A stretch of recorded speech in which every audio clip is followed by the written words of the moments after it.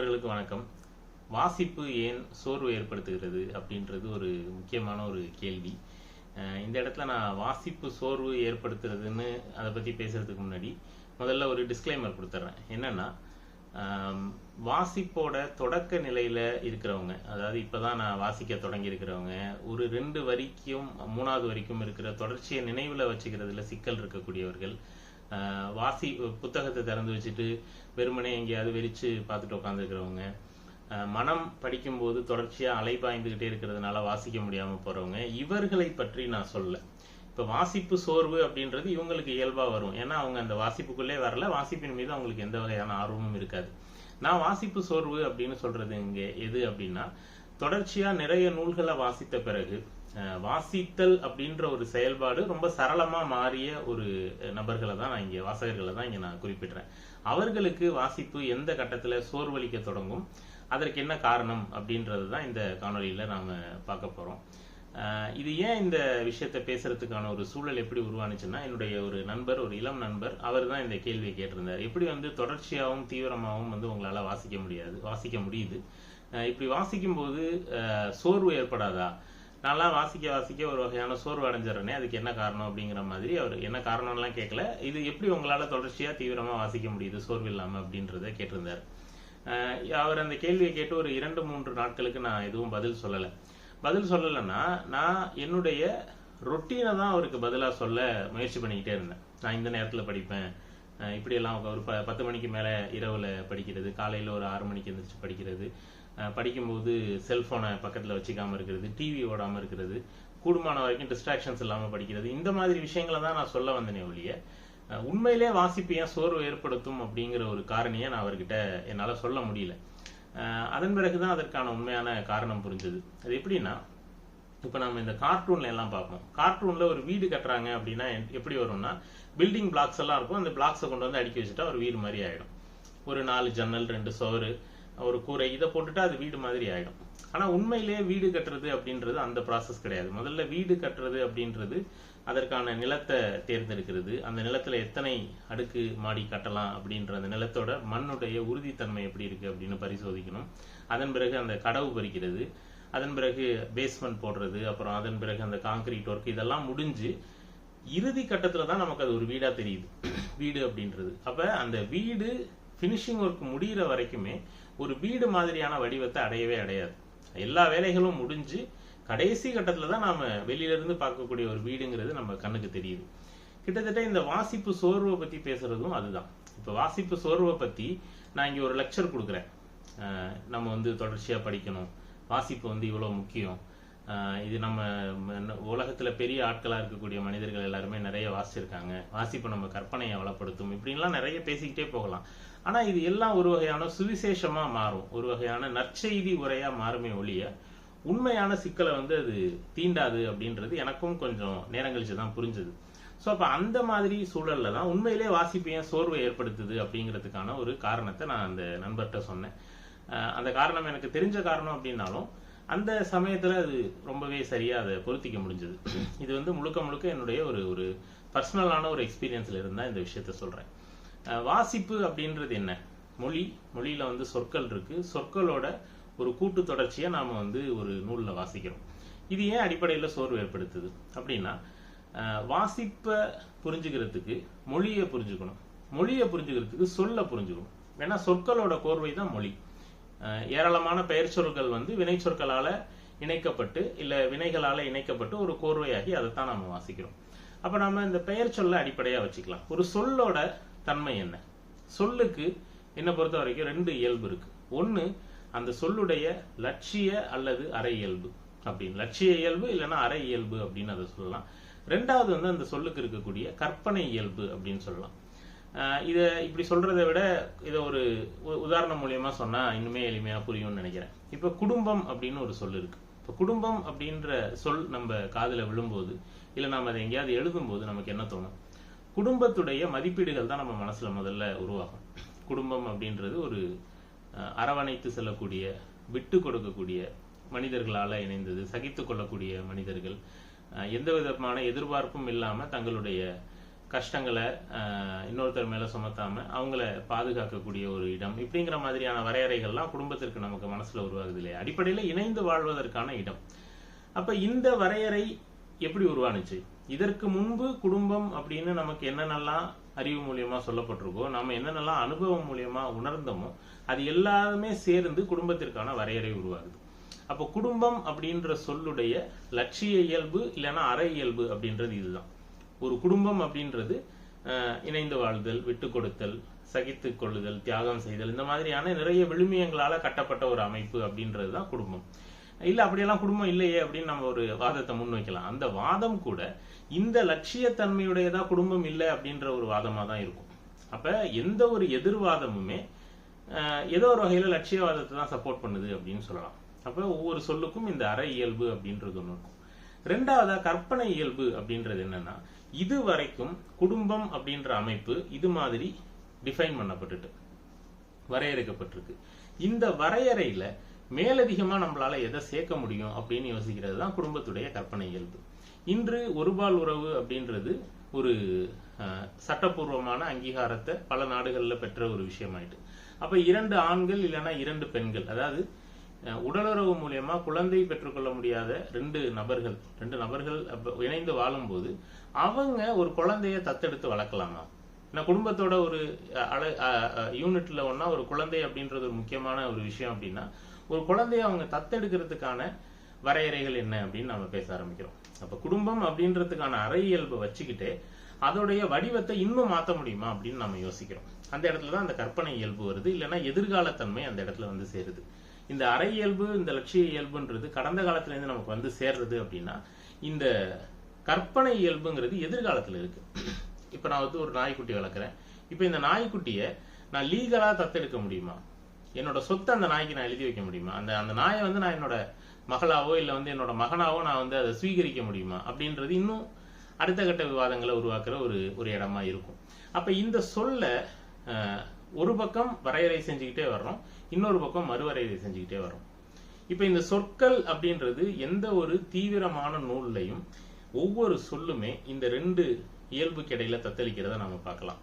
இதை வெறுமனே நான் இலக்கியத்திற்கு மட்டும் சொல்லலை, எல்லா இடத்துலையுமே தத்துவம், வரலாறு, அறிவியல், பொருளாதாரம், எல்லா இடத்துலையுமே ஒவ்வொரு சொற்கள்லையும் இந்த 2 இயல்பும் வெளிப்படுறது தான் சொல்லுடைய அடிப்படையான ஒரு இன்ஜினியரிங் அப்படின்னு சொல்லலாம். இது அப்போ ஏன் இது நிகழுது? இதை நான் எல்லா நூல்லையும் நிகழும்னு சொல்லலை. இது வந்து தீவிரமான நூல்கள்ல மட்டும்தான் நிகழும். வெறுமனே வணிகம் சார்ந்த நோக்கமுடைய நூல்கள் இல்ல பொது வாசிப்புக்காக இருக்கிற நூல்கள் என்ன பண்ணும்னா, இந்த சொற்களுக்கு ஏற்கனவே சமூகத்துல என்ன அர்த்தம் புழங்குதோ அந்த அர்த்தத்தை அப்படியே கொண்டு வந்து பயன்படுத்தும். உதாரணமா காதல் அப்படின்ற ஒரு உணர்வை பத்தி ஒரு வெகுஜன கதை எழுதப்படுது அப்படின்னா, வெகுஜனம் காதல்னு எதை நம்புதோ, வெகுஜனத்துக்கு இதை காதல்னு சொன்னா அது முகம் சுளிக்காதுன்னு எதை இந்த எழுத்தாளர் நம்புறாரோ அதை மட்டும்தான் எழுதுவார். கல்யாணம் ஆகாத ஒரு ஆண், பெண், இளைஞர்கள் அதிகபட்சமா அவங்க ஒரே கல்லூரியில படிக்கலாம், அவங்களோட சோசியல் ஸ்டேட்டஸ் ஒரே மாதிரி இருக்கலாம். சோசியல் ஸ்டேட்டஸ் வேற மாதிரி இருக்கு அப்படின்னா அதன் மூலியமா அவர் வந்து ஒரு புரட்சியை உருவாக்க நினைக்கிறார், ஒரு செயற்கையான புரட்சியை உருவாக்க நினைக்கிறார். இந்த மாதிரி ஏற்கனவே சொற்களுக்கு சமூகம் என்ன அர்த்தத்தை கொடுத்து வச்சிருக்கோ அந்த அர்த்தத்தை நேரடியாவே எடுத்து பயன்படுத்தக்கூடியதா தான் சராசரி எழுத்துக்கள் இருக்கும். ஆனா நாம இங்க பேசுற எதுவும் சராசரி எழுத்து கிடையாது, தீவிரமான ஒரு எழுத்து. தீவிரமான எழுத்தை தான் நாம இங்க எழுத்து அப்படின்னே வந்து இங்க கன்சிடர் பண்றோம்.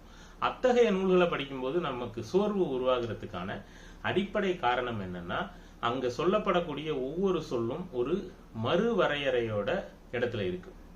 அதாவது வெறுமனே நின்றுகிட்டு இருக்கிற ஒரு 4 பேரை நாம பாக்குறதுக்கும் ஓடிக்கிட்டே இருக்கிற 4 பேரை பாக்குறதுக்கும் இருக்கிற வேறுபாடு தான். ஓடிக்கிட்டே இருக்கிறவங்களை பார்க்கும்போது நம்ம கண் வந்து அலைபாஞ்சுக்கிட்டே இருக்கு. அப்ப அதன் மூலியமா நம்மளுடைய அந்த கண் சோர்வடைகிற மாதிரி இந்த சொற்கள் மறுவரையறை செய்யப்படுறதுனால நம்முடைய மூளை வந்து சோர்வடையும்.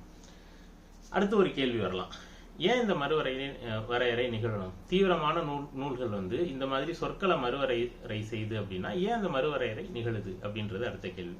காரணம் என்னன்னா, பொதுவா இன்று நாம ஒட்டுமொத்தமா இந்த அறிவுத்துறை, இலக்கியம், கலை, ஆன்மீகம் எல்லாத்தையும் எடுத்து பார்த்துக்கிட்டாலும் இது எல்லாத்துக்கும் இருக்கிற அடிப்படை நோக்கம் அப்படின்றது மாற்றம் தான். இன்னைக்கு இருக்கக்கூடிய நிலையிலிருந்து அடுத்த நிலைக்கு சமூகத்தை இல்ல மனிதர்களை இல்ல வந்து நம்முடைய வாழ்க்கை பார்வையை மாத்தி கொண்டு போகணும் அப்படிங்கிறது தான் எல்லா தீவிரமான எழுத்துடைய ஒரு அடிப்படை நோக்கமா இருக்கு.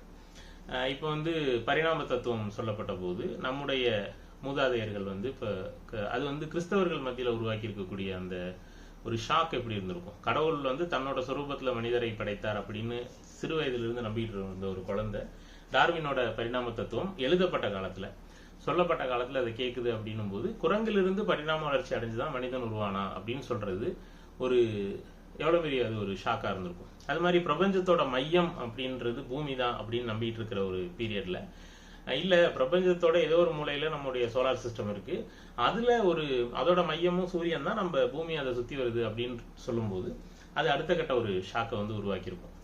அப்போ இது மாதிரி ஒவ்வொரு தியரியும் ஒரு மரபான சமூக அமைப்புல ஒரு ஒரு ஒரு அதிர்ச்சியை உருவாக்க தான் செய்யும். இப்போ ஃப்ராய்டு வந்து அம்மா தாய் அன்னை அப்படின்னு எவ்வளவு ஏகப்பட்ட ஒரு பயங்கரமா மொத்த உலகத்தினாலையும் புனிதப்படுத்தப்பட்ட ஒரு ஒரு பிம்பத்தை அவர் காமத்தோட கொண்டு வந்து நினைக்கிறார். தாய்மைக்கும் காமத்துக்குமான தொடர்பு அவர் பேச தொடங்குறார். அப்ப அது உருவாக்கக்கூடிய ஒரு கலாச்சார அதிர்ச்சி எத்தகையதா இருந்திருக்கும். நான் சொன்ன எதுவுமே இலக்கியம் சார்ந்த உதாரணங்கள் கிடையாது, இது எல்லாமே ஏதோ ஒரு அறிவியல் உளவியல் இந்த மாதிரி துறை சார்ந்த உதாரணங்கள் தான். ஸோ அப்ப இப்படிப்பட்ட மாற்றங்களே ஒவ்வொரு மனுஷனுக்குள்ளேயும் ஒரு ஒரு அதிர்ச்சியை உருவாக்க தான் செய்யும். அதுவுமே நமக்குள்ள ஒரு சோர்வை உருவாக்குது அப்படிங்கிறது தான் உண்மை. ஏன்னா அறிவு அப்படின்றது இன்னைக்கு எது உண்மை இல்லை வந்து சாஸ்வதமானதுன்னு நம்பப்படுதோ அதை கேள்விக்குட்படுத்துறது தான் அறிவா இருக்கும். அப்போ இலக்கியத்திலையும் இதுதான் நடக்குது. இலக்கியம் என்ன பண்ணுதுன்னா இது எதையும் இந்த ஒரு ஒரு தர்க்கபூர்வமா பண்ணாம உணர்வுபூர்வமா பண்ணுது. உணர்வுபூர்வமா எப்படி பண்ணுது அப்படின்னா, நாம முதல்ல சொன்னாலே அந்த காதல் அப்படின்ற ஒரு ஒரு வரையறை ஏற்கனவே கொடுக்கப்பட்ட வரையறையை மீறி அது வெவ்வேறு வகையான காதல்களை வந்து ஒரு கதைக்குள்ள ஒரு இலக்கியத்தால பரிசீலனை செஞ்சு பார்க்க முடியும். அப்போ இது எல்லாத்துக்கும் அடிப்படை இதுதான். இந்த சொற்கள் இந்த தன்னோட வரையறையை மாத்திக்கிட்டே இருக்கிறதுனால படிக்கக்கூடிய நமக்கு ஒரு சோர்வு உருவாகுது. ஏன் அந்த மாற்றங்களை சொற்கள் மேற்கொள்ள வேண்டி இருக்கு அப்படின்னா, எல்லா தத்துவத்தையும் எல்லா அறிவியலையும் எல்லா மனித உணர்வையும் சமகாலப்படுத்த வேண்டியிருக்கு. நம்முடைய உணர்வுகள் நம்முடைய மனம் வந்து ஏதோ ஒரு வகையில பழைய காலத்துல இருந்துட்டு இருக்கு. லெவி ஸ்ட்ராஸ் அப்படின்னு ஒரு புகழ்பெற்ற மானுடவியலாளரோட நூல் பேர் கூட த சாவேஜ் மைண்ட் அப்படின்றது தான், பழைய காலத்துல இருந்துட்டு இருக்கக்கூடிய மனம். அப்ப அந்த மைண்டை சமகாலப்படுத்துறதுக்காக இந்த சொற்கள் வரையறை அடைஞ்சுக்கிட்டே இருக்கு. இந்த பெரிய ப்ராசஸோட ஒரு பகுதியா தான் நம்ம வந்து ஒவ்வொரு நூலையும் அணுகிறோம். அதனாலதான் தீவிரமான நூல்கள் நமக்கு சவாலானதா இருக்கு.